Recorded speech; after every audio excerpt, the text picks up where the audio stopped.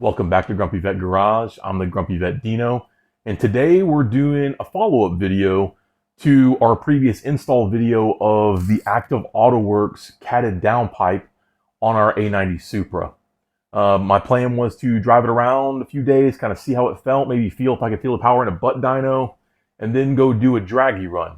But before I show that to you, if you like this kind of content, please consider subscribing to my channel. We've opened up a Grumpy Vet Garage merch store. A shirt like this is actually available in that store. The website link is in the description of this video.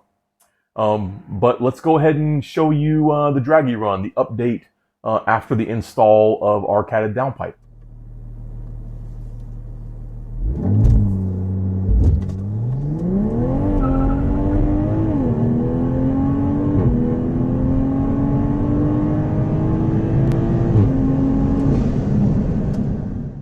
Let me go over the results we got from that draggy run.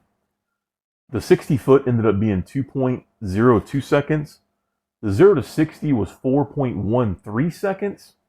And the 8th mile was a 790 at 92.6 miles per hour.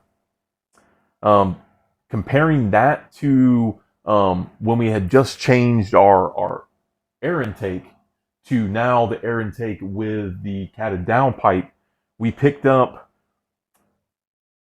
3/thousandths of a second in the 8th mile, and then a little over a mile an hour in the 8th, which is good. It's a pickup of performance. Looking at the big picture, what does this tell us? It tells us the car is faster. We're talking between the base run to now, we picked up over a tenth in the 8th mile and 2.3 mile per hour in the trap speed in the 8th. So the car is faster. It's more powerful. Going back to our baseline and trying to convert 8th mile times to quarter mile times. Granted, it's not a perfect way to look at things, but our base run in the 8th mile of 8.04 roughly converts in the quarter mile to about a 12.55 second quarter mile.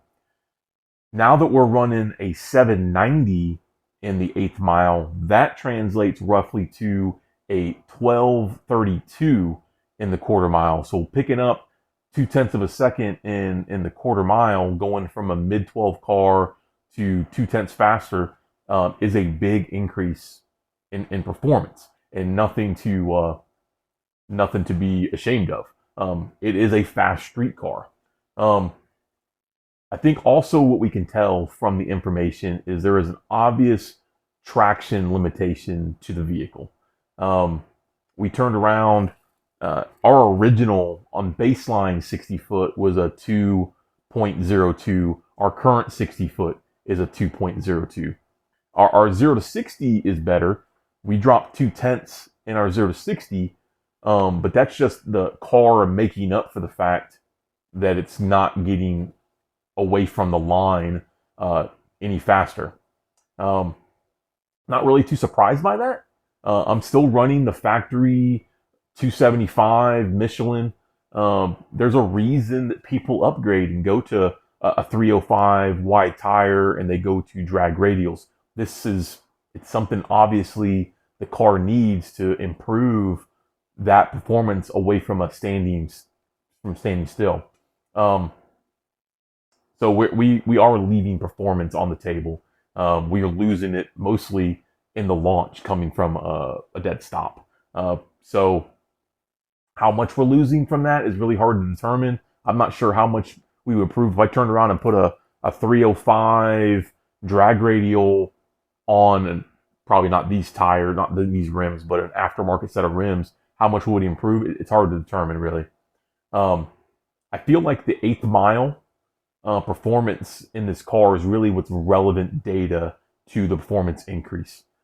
We've gotten faster, and you can definitely feel it. You can also hear that too I hope you could hear it in the opening clip I had, the cold start of the car. The car sounds drastically different from the factory catted downpipe to the active Autowerks catted downpipe.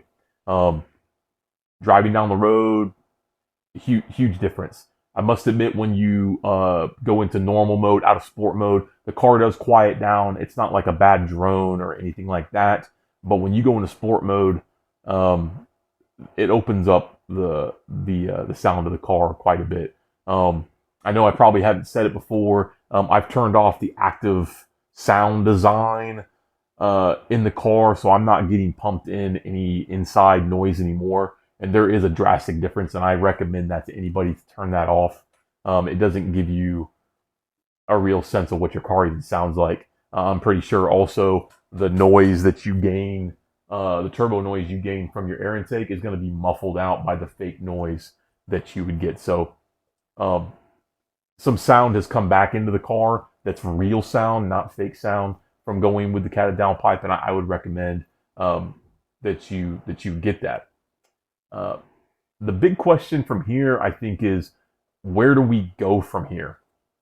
Um, I don't think without tuning, we're going to see benefits of too much other stuff. Um, I know catback exhausts, they claim a power increase. They almost exclusively link the power increase of their exhaust with a downpipe upgrade as well. So I think that's telling of what you can get. Also, here in South Carolina, we're not that far from CES Motorsport in North Carolina. They were able to get close to 600 horsepower on a car with a stock turbo and stock exhaust. So I'm not exactly sure what's going to be picked up by changing the exhaust, other than looks and sound, which I know the sound the upgraded exhaust makes is great, and I want to get an upgraded exhaust eventually. But as far as our performance gains, I'm not sure where that's really going to get us. So where do we go from here? Tuning. I think tuning's where we go. This being a a post June 20 ECU dated car, makes a bench unlock not really an option for me. So do I go Fem2 and send my ECU off to Finland for a partial unlock, or do I go the route of a JB4? Currently, I'm leaning the direction of a JB4. I, the flash tuning is what you want to have, but with a partial unlock, it seems like a lot of money to spend sending your ECU overseas to not even be able to get the capability of a full unlock. Um, there's a lot of options that you do not get from a full unlock. Also, Ecutech tuning is not even supported with a partial unlock. And also, the route of going to a cloned ECU is very expensive. The market has realized that there is a demand for pre-June 2020 ECUs, and the prices that people are selling those ECUs for is reflected. You turn around, if you wanted to get this ECU out of this car and get a replacement one that's post June 2020, you'd probably pay about $1,000 to $1,200. If you want to get a pre June 2020 ECU, you're going to pay upwards of $2,700, $3,500. That's just to send it with your ECU overseas to have them clone it. I don't exactly feel like that's maybe the way to go. So I'm wanting to go down the route of the JB4. I believe I'm still mulling it over. I've reached out to the very popular Jesse De Beers via forums to see what he thought we would be able to do with a JB4. Coming from my 2G DSM, the tuning that's been done on that car has been done by myself. Am I a professional tuner? No, but I have taken 3 classes, online classes on the tuning process for ECM Link. I've looked out. There's really not any kind of classes or instruction to properly tune the JB4, which, granted, some are going to say that's not really tuning, it's a boost controller. and you're not wrong. There is no way to tune ignition, so ignition is still going to stay the same timing that you would have from the factory. So there's that limitation there.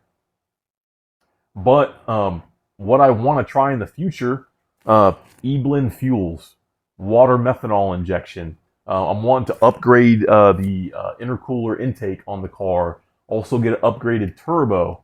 I already talked about the exhaust at some point I want to get that too, but I feel like that's more of a looks and sound kind of thing than it is performance. But to turn around and run e-blends, water meth injection, upgraded intercooler, and upgraded turbo, that can be supported by the JB4. So that's why I'm thinking that might be a good option, but also them two might be the way to go. So I kind of want to have a conversation with the community. What do you think I should do? Should I go JB4? Should I send off ECU to FEM2? And not just what do you think, but why I should do that. We're trying to get that 500 to 600 wheel horsepower street car. I know I could get it with flash tuning. Do you think I could get it there with JB4? Let me know. Um, if you like this kind of content, please consider subscribing to my channel if you haven't already done so. If you like this video, please like the video. It's helping the channel to grow. Also, if you like this shirt or any of the other shirts you've seen from Grumpy Vet Garage Store, please go to the website link in the description and check out some of the merch that we have available. But thank you for coming and seeing me in my garage. And until next time, see you.